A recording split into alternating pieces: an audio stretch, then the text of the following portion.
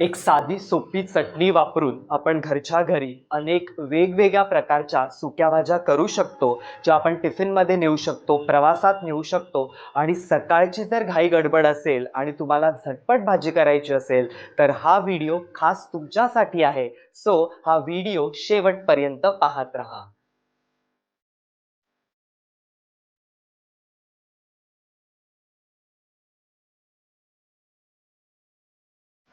नमस्कार, मी विनायक गायकवाड आणि तुमच्या सगळ्यांचं आपल्या YouTube चॅनलमध्ये पुन्हा एकदा स्वागत करतो. तर आज आपण करतो एक साधी सोपी चटणी, जी वापरून तुम्ही वेगवेगळ्या प्रकारच्या सुक्या भाज्या पटापट करू शकता. सो चला लगेचच ही चटणी कशी करायची ते बघूया. आणि आज ही चटणी वापरून मी तुम्हाला शेवग्याच्या शेंगांची सुकी भाजी कशी करायची आणि ती पण झटपट ते दाखवणार आहे. तर चला रेसिपीला लगेचच सुरुवात करूया. तर सर्वप्रथम आपण चटणी बनवून घेतोय. त्यासाठी इथे मी एक मिक्सरचं छोटं भांडं घेतलेलं आहे. त्याच्यामध्ये सर्वप्रथम आपल्याला शेंगदाणे घालून घ्यायचे. हे शेंगदाणे मी व्यवस्थित भाजून घेतलेले आहेत. त्याची सालं काढून घेतलेली आहेत आणि साधारण 1 वाटी शेंगदाणे मी घेतलेले आहेत. तर हे शेंगदाणे आपण या मिक्सरच्या जारमध्ये काढून घेऊया. त्याच्यानंतर लगेचच आपण त्याच्यामध्ये लसणीच्या पाकळ्या घालणार आहोत. या चटणीसाठी थोड्या लसणीचं जे प्रमाण आहे ते आपल्याला थोडं जास्त घ्यायचं आहे. त्याच्याने चटणीची चव खूप छान उतरते. त्याच्यानंतर आपल्याला ह्याच्यामध्ये लाल तिखट घालून घ्यायचं आहे.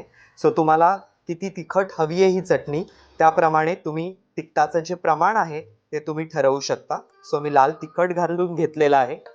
चवीनुसार आपल्याला मीठ ॲड करायचं आहे. सो थोडं मीठ ॲड करतोय आणि आपल्याला याच्यामध्ये थोडी कोथिंबीर या स्टेजला घालून घ्यायची आहे. आणि आता हे जे मिश्रण आहे ते आपल्याला ओबडधोबड वाटून घ्यायचंय. पल्स मोड मध्ये आपल्याला वाटून घ्यायचं आहे. खूप फाईन पावडर करायची नाहीये. शेंगदाणे एकदम बारीक वाटले गेले नाही पाहिजे. थोडे दाताखाली आले तरी चटणीची जी टेस्ट आहे आणि टेक्स्चर आहे ते खूप छान येतं. तर चला ही चटणी आपण आता वाटून घेऊया. तर बघितलं मित्रांनो, ही चटणी आपण वाटून घेतलेली आहे. अशी रवाळ टेक्स्चर मध्ये आपल्याला ही चटणी पाहिजे. बघितलं 2 मिनिटांमध्ये आपली चटणी रेडी झालेली आहे. आता आपण पुढची कृती बघू. तर शेवग्यांच्या शेंगांची सुकी भाजी करण्यासाठी अर्थातच मी इथे एक पॅन घेतलेला आहे. पॅन व्यवस्थित गरम होऊन द्यायचा आहे. त्याच्यामध्ये आपण थोडं तेल घालणार आहोत. तेल व्यवस्थित आपल्याला तापून द्यायचं आहे. तेल व्यवस्थित तापलेलं आहे. आता ह्याच्यामध्ये आपण ही जी सुकी चटणी केली होती शेंगदाण्याची आणि लसणीची, ती चटणी आपल्याला ह्याच्यामध्ये घालून घ्यायची आहे. सो तुम्हाला किती जणांसाठी भाजी करायची आहे आणि भाजीची कन्सिस्टन्सी कशी हवी आहे त्याप्रमाणे तुम्ही चटणीचं प्रमाण डिसाईड करायचं आहे. व्यवस्थित परतून घ्यायची ही चटणी तेलामध्ये. चटणी व्यवस्थित परतली गेली तेलावर, त्याच्यानंतर आपल्याला ह्याच्यामध्ये थोडी हळद घालायची आहे. हळद ऍड करून झाली की थोडी धणा आणि जिरे पूड आपल्याला ह्याच्यामध्ये घालायची आहे. व्यवस्थित परतून घ्यायचं आहे.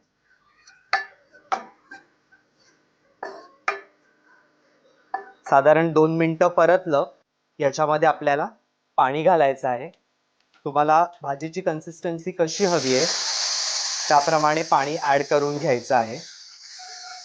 तर तुम्हाला घट्ट भाजी हवी असेल तर पाण्याचं प्रमाण कमी घाला. जर तुम्हाला थोडी पातळ भाजी हवी असेल तर पाण्याचं प्रमाण अकॉर्डिंगली तुम्हाला ऍड करावं लागेल. मी थोडी अशी थपथपीतच भाजी ठेवणार आहे. साधारण 2 मिनिटं आपण हे परतून घेऊया. तर इथे तुम्ही बघू शकता चटणीमध्ये मी पाणी घातलेलं आहे. कन्सिस्टन्सी ऍडजस्ट केलेली आहे आणि छान उकळी आलेली आहे या मिश्रणाला. छान तर्री सुद्धा येते. आता मी काय करणार आहे, इथे मी शेवगाच्या शेंगा घेतलेल्या आहेत, व्यवस्थित साला काढून वाफवून घेतलेल्या आहेत मिठाच्या पाण्यामध्ये. आता ह्या शेंगा डायरेक्टली आपण या मिश्रणामध्ये ऍड करायच्या आहेत. व्यवस्थित मिक्स करून घेऊया. खूप सुंदर लागते ही भाजी. तुम्ही एकदा घरी नक्की ट्राय करून बघा. ही चटणी तुम्ही व्यवस्थित स्टोर करू शकता 1 महिना फ्रीज मध्ये. आणि जेव्हा तुम्हाला घाई असेल तेव्हा तुम्ही कुठलीही सुकी भाजी किंवा अशी थपथपीत भाजी ही चटणी वापरून करू शकता. तुम्ही भेंड्याची भाजी करू शकता, वांग बटाटा अशाच प्रकारे तुम्ही करू शकता. पण आज मी तुम्हाला शेवग्याच्या शेंगांची भाजी दाखवलेली आहे. मी थोडी ही भाजी थपथपीतच ठेवणार आहे चपाती भाकरी बरोबर खायला. जर तुम्हाला ड्राय करायची असेल तर तुम्ही पाणी कमी घाला किंवा हे पाणी आटवून घ्या. सो अशा प्रकारे ही चमचमीत भाजी फक्त एक चटणी वापरून आपण रेडी केलेली आहे. कलर बघू शकता, दिसायला खूप सुंदर दिसते. आता मी छान ह्याला उकळी काढून घेणार आहे. भाजीला व्यवस्थित उकळी आलेली आहे. आता भरपूर सारी बारीक चिरलेली कोथिंबीर आपल्याला ऍड करायची आहे आणि भाजी रेडी आहे. लगेचच आपण ही सर्व करून घेऊया.